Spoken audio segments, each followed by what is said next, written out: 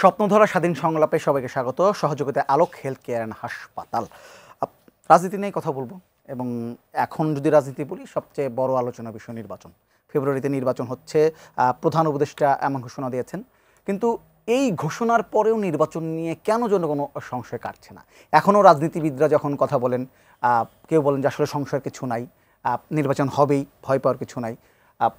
যখন বিএনপি নেতারা আলোচনা করেন তখনও কিন্তু তাদের বলতে হয় যে যারা নির্বাচন পিছাতে চাচ্ছেন তারা আসলে গণতন্ত্র চাচ্ছেন না, তারা দেশের ভালো চান না।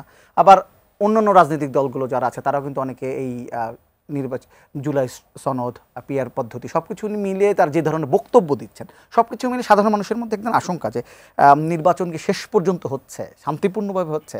এজন্য আমরা আজকে বিষয় দিয়েছি নির্বাচন নিয়ে তবু কেন সংশয়। দুজন আলোচক আছেন, একটু পরিচিত হয়নি। আমার সঙ্গে আছেন রাজনীতিবিদ গোলাম মাওলা রনি এবং আছেন এম এ আজিজ, সিনিয়র সাংবাদিক। দুজন স্বাগত আমাদের অনুষ্ঠানে। গোলাম মাওলা রনি, আপনাকে দিয়ে শুরু করি।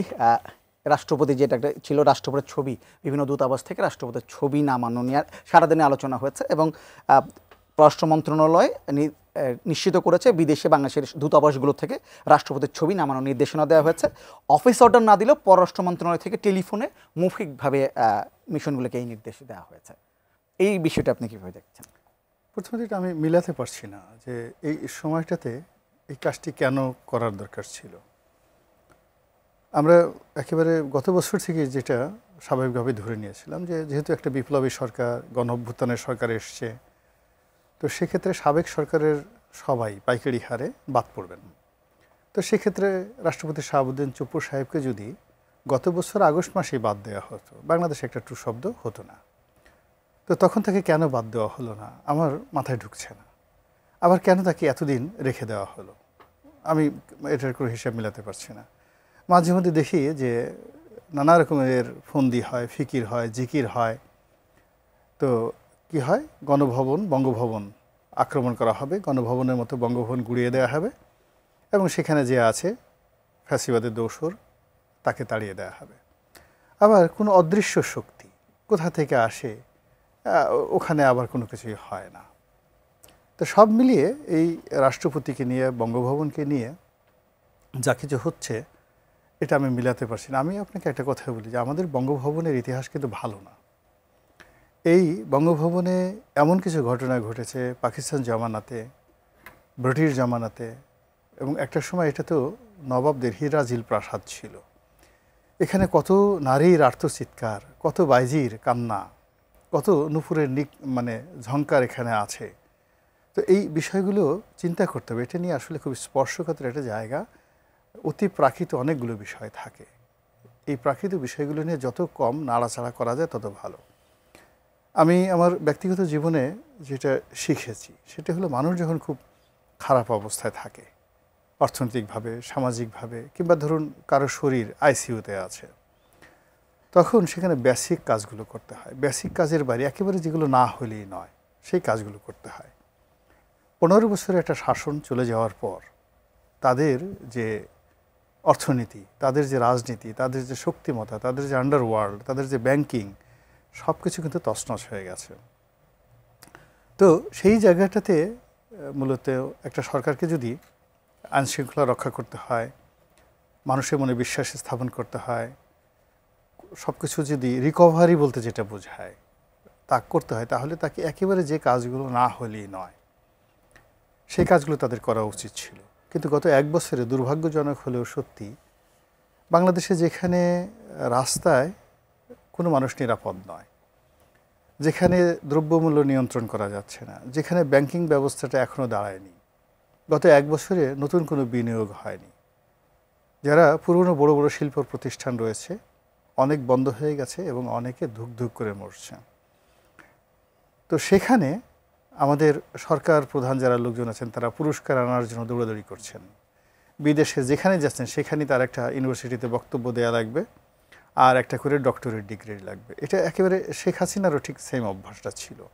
এমনকি ডক্টর মোহাম্মদ ইউনূস কয়েকদিন আগে মালয়েশিয়াতে গেলেন, ওখানে গিয়ে কি একটা অখ্যাত বিশ্ববিদ্যালয় তাকে বক্তৃতা দিতেই হবে এবং ইংরেজিতে কথা বলতেই হবে, বাংলা ভাষা তার একদম বেশি একটা ভালো লাগে না।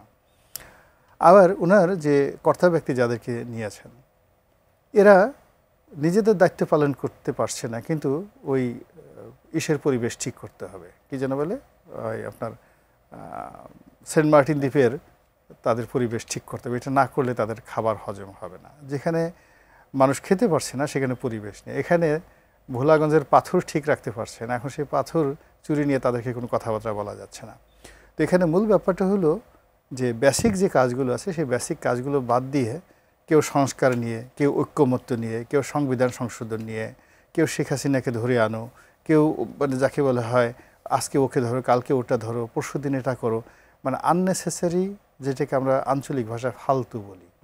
এই ফালতু কাজকর্মে সরকার নিজেকে যেভাবে জড়িয়ে পড়ছে, যেভাবে বিতর্ক তৈরি করছে, এর ফাঁকে কী হলো আমাদের যে বেসিক এবং ফান্ডামেন্টাল যে কাজগুলো এই মুহূর্তে খুব বেশি দরকার। আপনি গিয়ে দেখেন ঢাকা কক্সবাজার যে রাস্তাটা ভেঙে চুরমার হয়ে গেছে, বড় বড় গর্ত।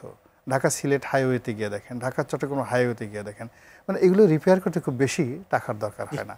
কিন্তু এই ফান্ডামেন্টালগুলো কাজগুলো না করে রাষ্ট্রপতির ছবি সরাতে হবে, ওটা করতে হবে, এটা করতে হবে। আরে বাবা, যেটা পারবেন না ছবি সরাবেন কেন? আগে লোকটাকে সরান তো দেখি।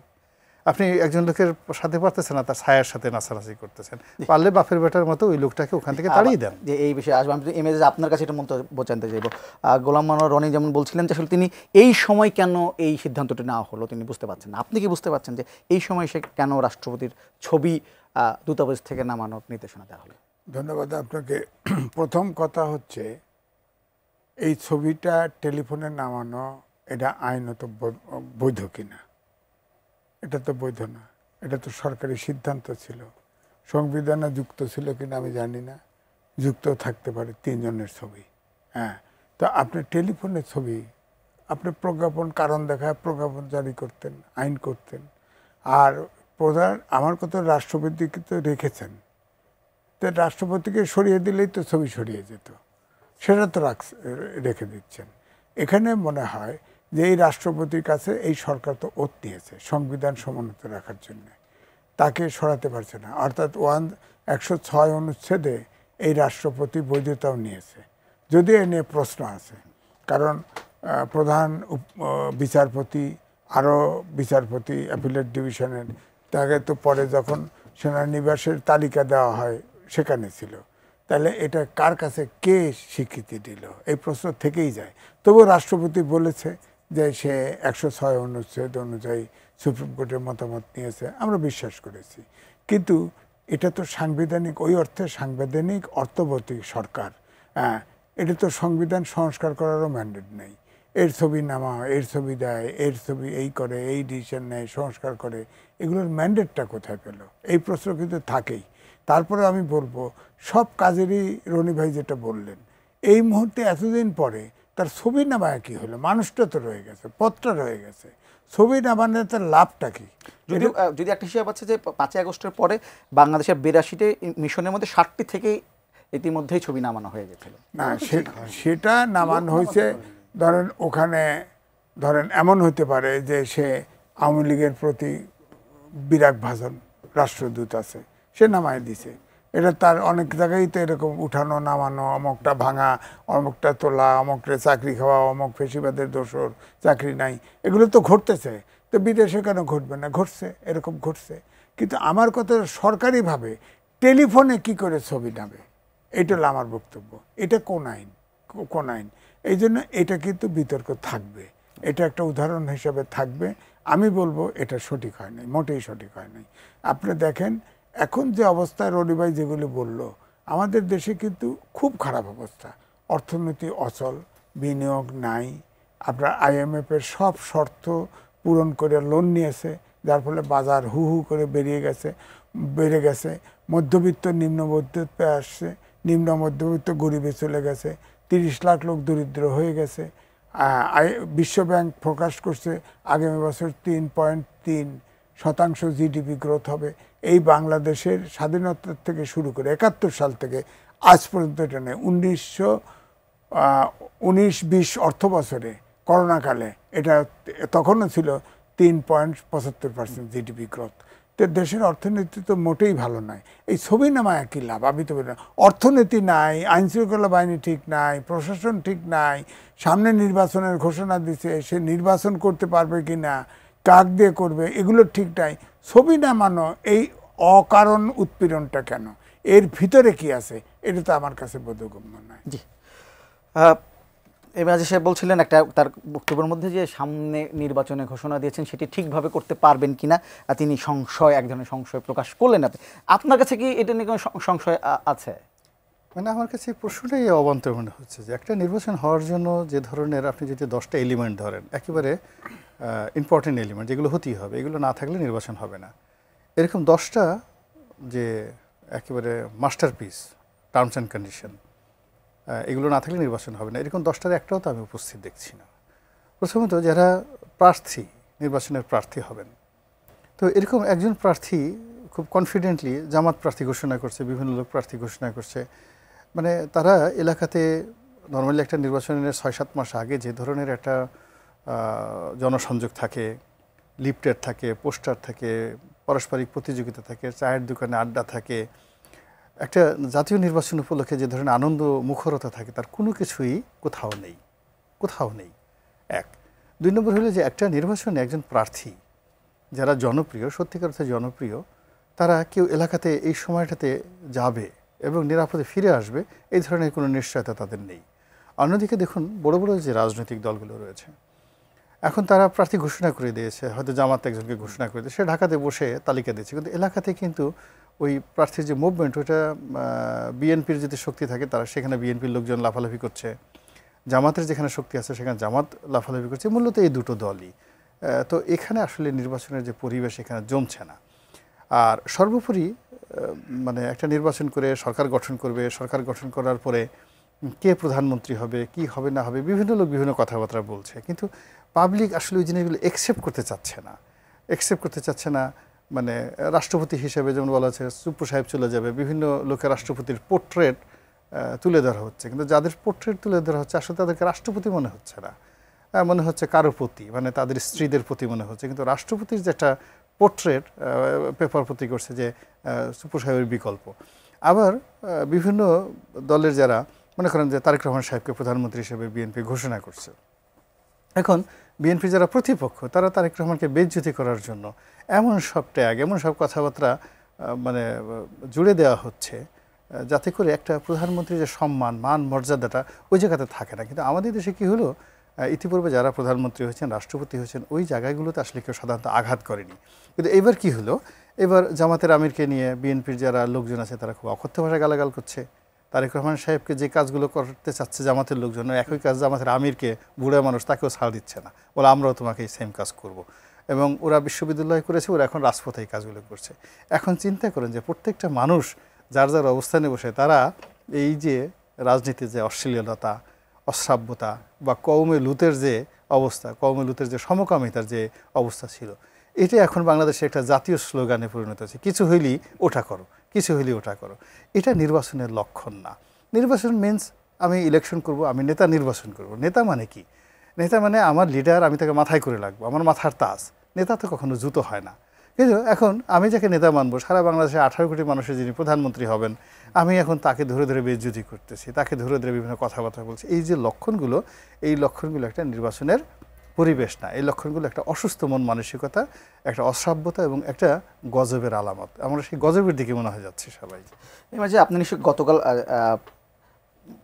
এনসিপির নেতাদের বক্তব্য শুনেছেন। তারা এক জায়গায় বলেছেন যে লন্ডনে সিজদা দিতে গিয়েছিলেন, মানে প্রধান উপদেষ্টার কথা বলেছেন, সিজদাতে গিয়েছেন, ওহি নিয়ে এসেছেন, এমন একটি কথা তারা বক্তব্য দিয়েছেন।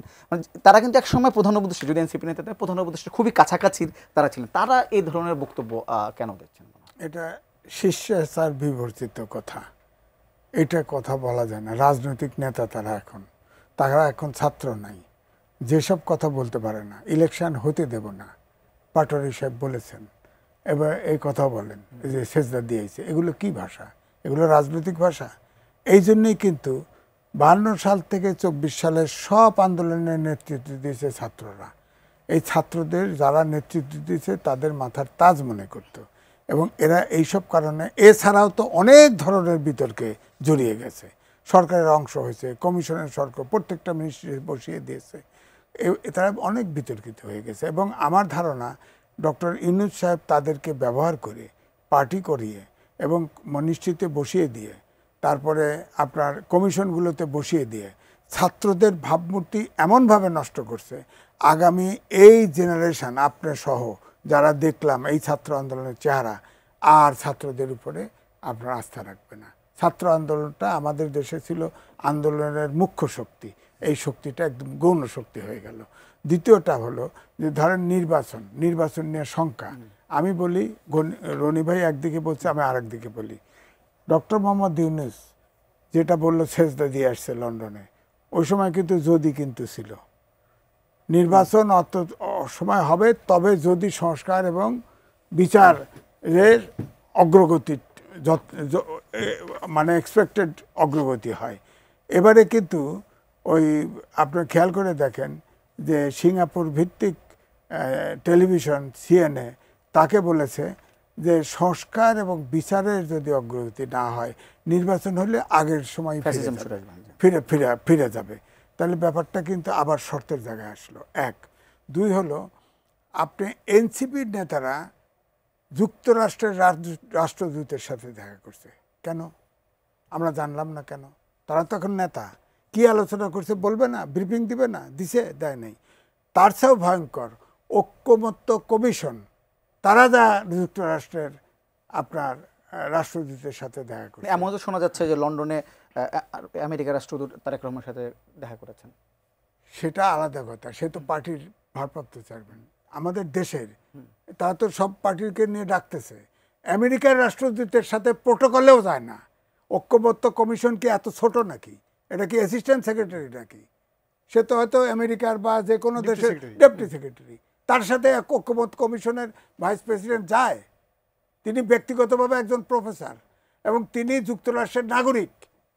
আপনি বলেন কোনো পরাশক্তির নাগরিক, তার সেই দেশের প্রতিনিধি হলো যুক্তরাষ্ট্রের রাষ্ট্রদূত, সে যদি তাকে বলে থাকে তুমি গুটি এইভাবে চালো, ওই গুটি ওইভাবে চালো, পারবে? বাইরে পারবে? পারবে না, পারে না। আমাদের দেশে আনোয়ারুল হক চৌধুরী আসছিল না, অ্যাম্বাসেডর ব্রিটেনের, আমাদের স্বার্থে কিছু শুনছে? ব্রিটিশ স্বার্থ রক্ষা করছে পরিষ্কার। যে দেশের নাগরিক পরাশক্তির সেই দেশের কথাই শোনে। তো আমার বক্তব্য হচ্ছে তারা দেখা করছে, তাতেও আমি দোষ দিচ্ছি না, কিন্তু ওটার ব্রিফিংটা পেলাম না। এ পর্যন্ত জানি না কেন, এখানে কোনো ষড়যন্ত্রের অংশ আছে কিনা। আমার কাছে তো ষড়যন্ত্র মনে হচ্ছে, কারণ এখন বলা হয় এই সরকার যুক্তরাষ্ট্রের দিকে ঝুঁকে পড়েছে। তাহলে যুক্তরাষ্ট্রের ব্রিফিং যে নিয়ে আসলো সেটা কি? সেটা কি?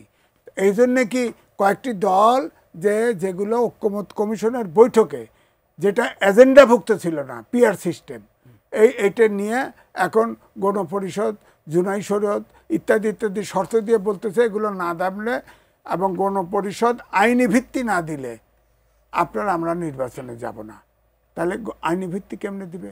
যে বিষয়টা, যে কোনো জিনিস সংবিধানের সাথে সাংঘর্ষিক, সেটা আপনার রাষ্ট্রপতিও তার দিতে পারবে না, কি কয়, প্রজ্ঞাপন করতে পারবে না।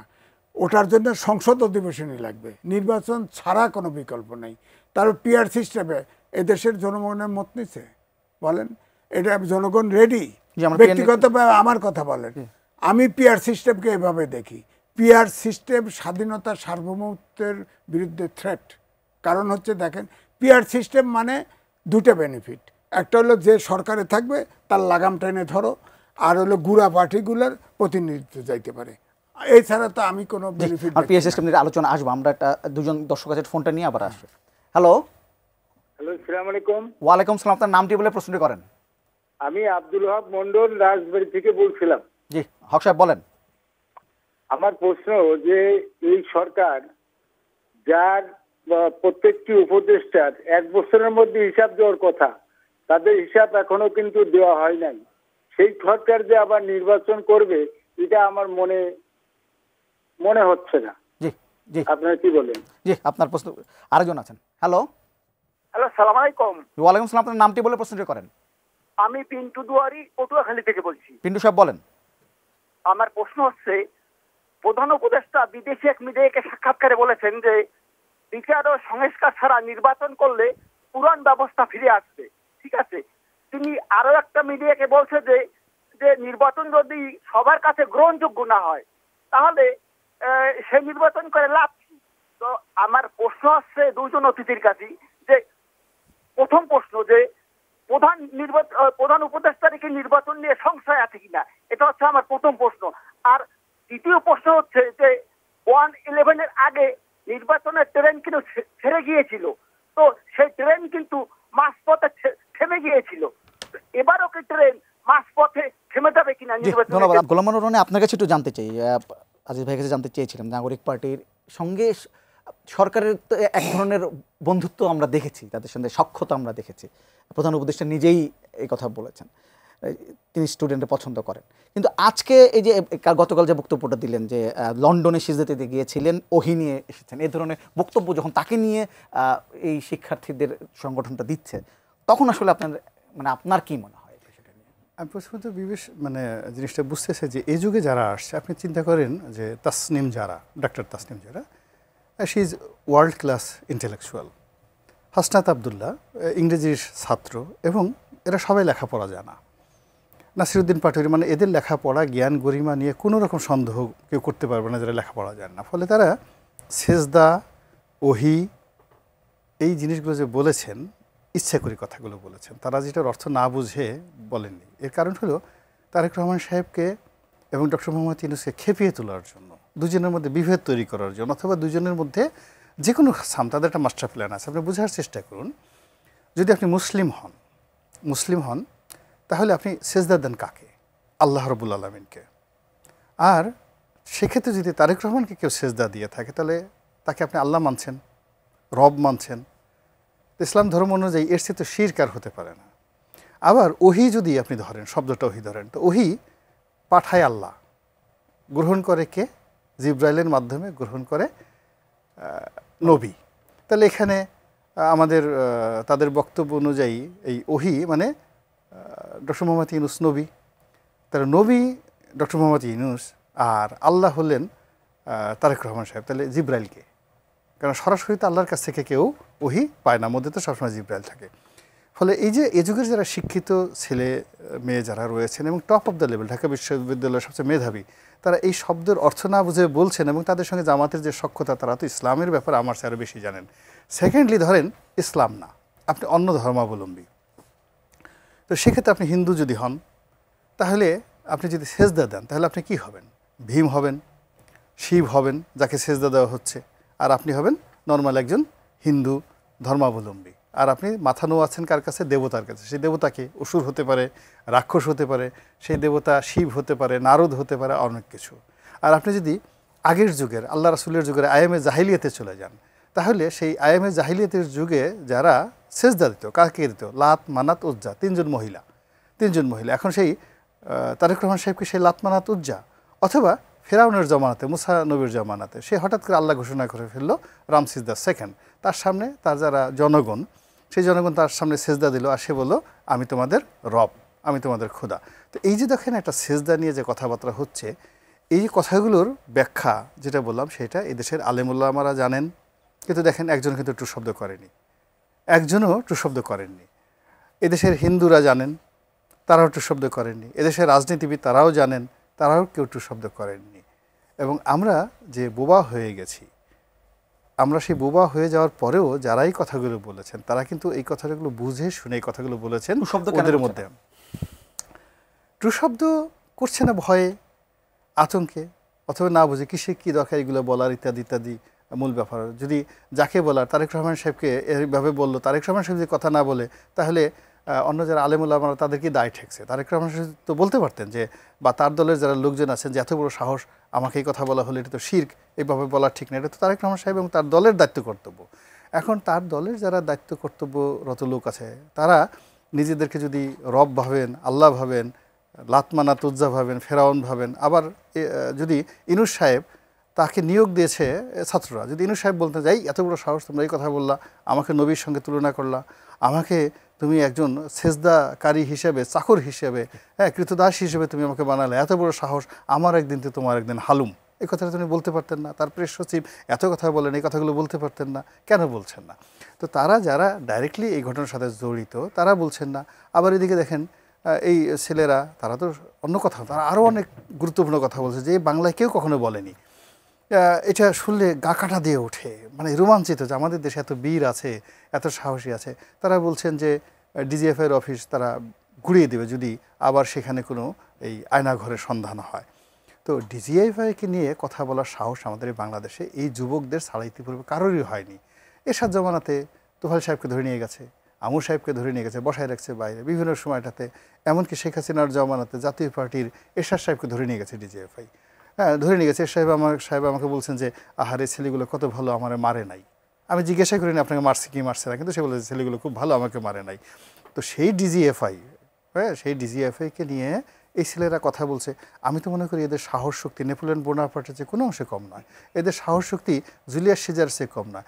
তারপরে আবার তারা এই কথাও বলছে যে এই আমাদের আর্মির কী আছে, এরা কিছু বুঝে না, রাজনীতি বুঝে না, জ্ঞান নাই, বুদ্ধি নাই, এরা বিদেশে যায়, বিভিন্ন জায়গায় ট্রেনিং দিয়ে কতগুলো অস্ত্র নিয়ে আসে, এই অস্ত্রগুলো কীভাবে চালাতে হয় এটা হয়তো ঠিকমতো জানে কি না জানি না, কিন্তু এদের মাথায় কোনো রাজনীতির বুদ্ধি নাই। এই কথা বাংলাদেশে কি কল্পনা করতে পারতো?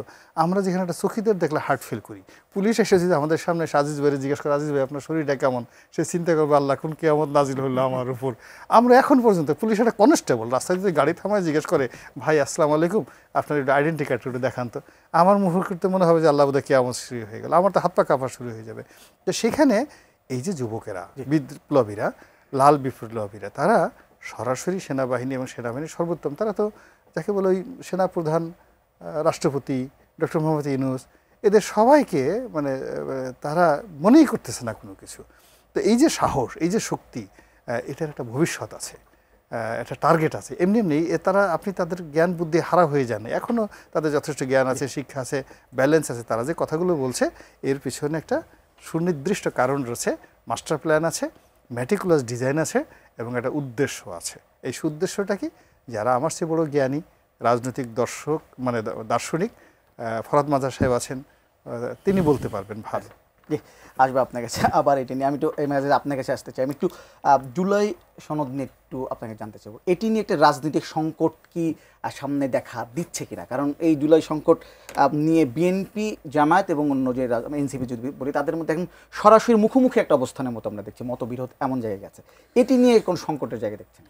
না, দেখেন, জুলাই সনদ সব রাজনৈতিক দলকে ড্রাফট দেওয়া হয়েছে, দেখতে দেওয়া হয়েছে। সেখানে আমার বক্তব্য হচ্ছে ড্রাফটটা তো আমরা দেখি নাই, এটা রাজনৈতিক দলের কাছে আছে। কিন্তু এনসিপির নেতারা যেগুলি বলছে সেটা হলো এই জুনায়েদ সনদটার ভিতরে আছে আপনার 47 সাল থেকে শুরু করে সকল ইতিহাস সম্মিলিত, এবং সেই সাথে আছে যে এটাকে আইনি ভিত্তি দিতে হবে। এবং এও শুনেছে আইনি ভিত্তি মানে যে তাদেরকে ইন্ডিমেন্টি দিতে হবে, তাদেরকে কোনো বিচার করা যাবে না। আমার এখানে একটাই প্রশ্ন, যে এই জুলাই সনদে যে জিনিসগুলা, যে শব্দগুলা আপনার সংবিধানের সাথে সাংঘর্ষিক, সেটা আপনার অর্ডিন্যান্সও প্রেসিডেন্ট জারি করতে পারবে না। এক, সংসদ লাগবে পাশ করতে। 2 নম্বর হচ্ছে ইন্ডিমেন্টি। ধরেন আমি উদাহরণ দেই, বঙ্গবন্ধুকে সারা পরিবার সহ হত্যা করছিল, মোস্তাক ইন্ডিমেন্টি দিছে না, তাদের বিচার করা যাবে না। কোথায় ফ্রিডম পার্টি? কোথায় ফ্রিডম পার্টি? ফ্রিডম পার্টির একটা পত্রিকা ছিল, তাদের পপুলার এমন, এই মিল্লাত কিন্তু টপ সার্কুলেশন পাইছিল, নাই তো তারা। আরে বিচারও তাদের হয়েছে, কয়েকজন বিচার হয়েছে, কয়েকজন পালাতক আছে, ওরা ওখানেই মারা যাবে, এদের কোনো হদিশ নেই। তো সুতরাং ফৌজদারি অপরাধ যারা করবে, সংবিধানে যত প্রোটেকশন দেন না কেন, তাদের একসময় না একসময় তাকে আদালতে তাকে আসতেই হবে এবং তার অপরাধ অনুযায়ী তার বিচার হবে। তো এখানে আমার বক্তব্য হলো জুলাই সনদে হয়তো গেলোটিন আকারে অনেক জায়গায় হয়তো কিছু সংশোধন হয়ে একমত হতেও পারে, কিন্তু সমস্যা তো আরও অনেক আছে, অনেক প্রশ্ন আছে।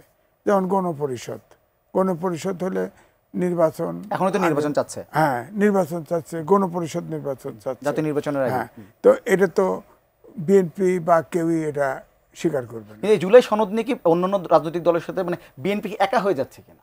না, গণ যে সনদ, জুলাই সনদ, এটা একা হওয়ার বিষয় নয়। কারণ যারা প্রবীণ, ধরেন 71, 72, 52, আমি তো এটাকে যদি না থাকে, যদি অন্য ইস্যু থাকে, 47 থাকে, 47টা আমার দরকার নেই। 47 দ্বিজাতি তত্ত্বের ভিতরে ভাগ। কিন্তু এই ছাত্রদেরকে, যেমন রনি ভাই বলল, ফরহাদ মাজারের বুদ্ধিতে, হ্যাঁ তো সংবিধানও কয় না, এটা কয় গঠনতন্ত্র। প্রেস ক্লাবে এক অনুষ্ঠানে বলছি, আপনার ওয়াইফকে উপদেষ্টা বানায় আপনার সমালোচনা করেন কে? তার তো ওয়াইফ ইয়ে আছে, তো উপদেষ্টা আছে। এটা একটা ভণ্ড বুদ্ধিজীবী, তারে বানাইছে কি তাত্ত্বিক, কি তাত্ত্বিক, মিসগাইড করার ওস্তাদ। এইসব কিছু কিছু লোক আছে, ভণ্ড বুদ্ধিজীবী আছে, তারা জাতিকে মিসগাইড করে। এই ছাত্রদের সে কোচ দেয়, এদেরকে মিসগাইড করা হচ্ছে আমি বলবো। এই জন্য আমার বক্তব্য হচ্ছে যে জুলাই 16 দিয়েও ঝামেলা তৈরি হতে পারে যদি বলে এক আইনি ভিত্তি দেওয়ার ক্ষমতা এই ঐক্যমত কমিশনের নাই। কারণ যা কন্ট্রাডিক্ট করবে সংবিধানকে, যে অংশ, সেই অংশই কোনো অর্ডিন্যান্স জারি করেও কিছু করতে পারবে, সংবিধানে যেতেই হবে। আমি একটু গোলাম মাওলানা নিয়ে আপনার কাছে জানতে চাইবো যে এই যে নির্বাচনের আগে আমরা সবসময় দেখি নির্বাচন আসলে বিভিন্ন দূতাবাস, বিশেষ করে পাওয়ারফুল দেশগুলো দূতাবাসগুলো দৌড়ঝাঁপ শুরু হয়, রাজনীতিবিদদের সেখানে যান বা তারা আসেন। এখন কিন্তু আবার দেখতে পাচ্ছি যে বিভিন্ন দূতাবাসে নানা ধরনের কর্মকাণ্ড আমরা দেখতে পাচ্ছি, বিভিন্ন রাজনীতিবিদ দেশের কথা বলছেন। এই বিষয়টা কীভাবে দেখছেন? এটা আসলে একটা স্বাধীনতা সার্বভৌমতার জন্য একটা চপেটাঘাত। আমরা যারা রাজনীতিবিদ আছি বা এই পরিচয় আমরা দিই, এটা আমাদের জন্য খুবই অবমাননাকর। আপনি একটা রাষ্ট্র চালাবেন, আমাদের ধরেন একটা অনেক বড় রাষ্ট্র, 18 কোটি মানুষ, কিন্তু ইউরোপের একটা ছোট রাষ্ট্র ধরেন মোনাকো, ছোট রাষ্ট্র, কিংবা ধরেন মালদ্বীপ কিংবা ভুটান। আমি ভুটানের একজন সংসদ সদস্য বা একজন মন্ত্রী, এদের সাথে আমি কাজ করেছি। তাদের যে লেখাপড়া, তাদের যে পার্সোনালিটি, ওগুলো দেখলে মানে আমি এটা ভাবতেই পারি না যে আমাদের মতো যারা লোকজন আছে, আমরা একটু ক্ষমতার জন্য একজন মার্কিন রাষ্ট্রদূত, একজন ব্রিটিশ রাষ্ট্রদূত তার বাসায় গিয়ে দিনের পর দিন ধর্ণা ধরছি, তার সাথে একটা ছবি তুলে তার সঙ্গে আমার একটা কথাবার্তা কনভারসেশন হয়েছে, এটা নিয়ে আমি গর্ব অনুভব করছি। এই যে হীনমন্যতা, এই হীনমন্যতা দিয়ে আর যা হোক না কেন জাতি গঠন হয় না। আবার দেখেন এখন বর্তমান সরকার বলা হচ্ছে যে এই সরকার আমেরিকান ব্যাক সরকার, এটা এর সাথে অপমান আর হয় না যদি আত্মমর্যাদা কারো থাকে। এখনও দেখেন আপনি এই যে রাশিয়াতে ভ্লাদিমির পুতিন, আপনার কী মনে হয় সে কি ইংরেজি জানে না? কিংবা লাভরভ পররাষ্ট্রমন্ত্রী, সে কি ইংরেজি জানে না? ফ্রান্সের ইমানুয়েল ম্যাক্রন কি ইংরেজি জানে না? কিন্তু তারা কি হচ্ছে, তাদের মাতৃভাষায় কথা বলে। কিন্তু আমাদের কি হলো, আমরা একটু ইংরেজি ভাষায় কথা বলার জন্য পাগল। আমরা হিন্দিতে কথা বলতে পারলে, উর্দুতে কথা বলতে পারলে আমাদের মনে হয় যেন বিরাট কিছু হয়ে গেছে। কথায় বার্তায় আমরা একটু আরবি যদি উচ্চারণ করতে পারি, মনে হয় যেন আমরা একেবারে ভেস্তের চাবি পেয়ে গেছি। এই যে হীনমন্যতা, এই হীনমন্যতার কারণে কিন্তু এই স্বাধীনতার এত বছর পরে আমাদের কিন্তু এখনো পাঞ্জাবিও ঠিক হয় নাই, পাজামাও ঠিক হয় নাই। সময় শেষ আছে। আপনার কাছে আপনি পিয়ার পদ্ধতি নিয়ে একটু বলতে যাচ্ছেন। পিয়ার পদ্ধতি এখন অনেক আলোচনা হচ্ছে না, এখন হচ্ছে কি, ধরেন এই কয়েকটি দল যারা নির্বাচন করলে প্রত্যেকটা আসনে ফিক্সড সিট আছে, কিন্তু সংসদীয় আসনে, অর্থাৎ সংসদীয় আসনে সবচেয়ে যতগুলো প্রার্থী থাকে তার চেয়ে বেশি ভোট পায়। আমার ধারণা এখান থেকে পিআর সিস্টেমের ব্যাপারে ওই পার্টিগুলো স্ট্রিক্ট হয়েছে যে পিআর সিস্টেম হলে তারা আনুপাতিক হারে নির্বাচন, সংসদে আসন বেশি পাবে। এই জন্যে এক। দুই হচ্ছে ছোট অনেকগুলো দল আছে যারা একা নির্বাচন করলে কোনো সিট পাবে না, কিন্তু কারোর সাথে যৌথভাবে যদি ইলেকশন করে, ঐক্য করে, তাহলে পিআর সিস্টেমে 1% ভোট পাইলেও তো একটা সিট পেল উচ্চকক্ষে। কিন্তু আমার আশঙ্কাটা কোন জায়গায়, আমি যেটা আগে বলেছিলাম যে স্বাধীনতা সার্বভৌমত্ব থ্রেটেন। দেখেন, আপনি পিআর সিস্টেমে যখন যাবেন, আমাদের দেশের সবার কিন্তু অ্যাসোসিয়েশন আছে, সংঘ আছে, ঐক্য আছে। ধরেন হিন্দু, বৌদ্ধ, খ্রিস্টান ঐক্য পরিষদ নির্বাচনে গেল, তাদের ভোট আছে 9 থেকে 10% সব মিলে। তারা যদি নির্বাচনে যায়, আপনি তাদেরকে বাধা দিতে পারবেন? তারা তো সংসদে কমপক্ষে 9টা সিট পাবে, হ্যাঁ যাবে। তারপরে ধরেন আমাদের পাহাড়িরা আছে, পাহাড়িরা তো কেউ স্বাধীনতা চায়, কেউ সার্বভৌমত্ব চায়। তারা ইলেকশন আসলো, তারাও তো 1-2% পেয়ে যেতে পারে, তারা তো তাদেরই দেবে। ধরেন আমাদের দেশে সমকামীদের ঐক্য আছে, তারা একটা নির্বাচন করলো। হিজড়াদের ঐক্য আছে, তাদের একটা। সেক্স ওয়ার্কার সার্টিফিকেট দাঁড়িয়ে আছে না, তারা করলো। সুইপার করলো, গার্মেন্টস ওয়ার্কার করলো। এই সব মিলে অথবা তাদের ভিতরে ঐক্য হলো, এই সিট নিল, হয়তো গোটা বিশেক সিট চলে গেল। কি করবেন? ওই সংসদে তো ওই পাহাড়ি যে থাকবে সে তো স্বাধীনতার স্লোগান তুলবে। সুতরাং এগুলো ভাবতে হবে, দেশটা তো বিপদে পড়বে। এখন হচ্ছে যে শুধু সরকারি দল একটা পারসেপশন তৈরি হয়েছে বিএনপি সরকার গঠন করবে, সুতরাং এর লাগাম টেনে ধরা, আঁশগুড়া পার্টিকে ক্ষমতায় দেওয়া। আমরা কিন্তু নিশ্চয়ই- এগুলো ভাবছে কিনা আমার আমরা এই বিষয় নিয়ে নিশ্চয়ই আলোচনা করবো। আমার সময় শেষ, আপনাদের দুজনকে ধন্যবাদ দেওয়ার জন্য। দর্শক, আজকের পর্ব থেকে এখানেই বিদায় নিচ্ছে। আগামী পর্বে আবারও দেখা হবে। ততক্ষণ পর্যন্ত ভালো থাকবেন, সুস্থ থাকবেন, এটি নিজের সঙ্গে থাকবেন।